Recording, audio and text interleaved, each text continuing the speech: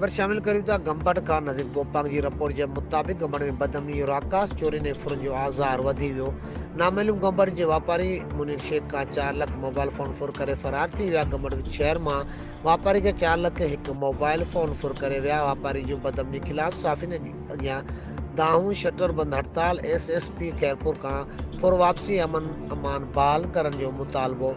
गंबड़ में चोरनि तर तपाए छॾियो। बदमनी सबब शहरी सख़्त परेशान आहिनि। नामालूम चोर वापारी मुनीर शेख खां शहर शेख महिला माफ़ुर करे दीदा दिलेरी सां फ़रार थी विया। बदमनी सबब माण्हुनि जूं निंडूं हराम थी वियूं आहिनि। चोरूं फुरूं रोज़ जो महबूल बणिजी चुकियूं आहिनि। मुतासिर वापारी मुनीर शेख गंबड़ जे साफ़िन अॻियां बदमनी ख़िलाफ़ दाईंदे चयो आहे त गंबड़ पुलिस अमन कराइण में मुकमल नाकाम थी चुकी आहे।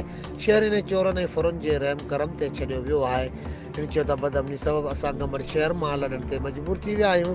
एसएसपी खैरपुर खां फुर थियल रक़म वापसि ऐं अमान बहाल कराइण जो मुतालबो कयो।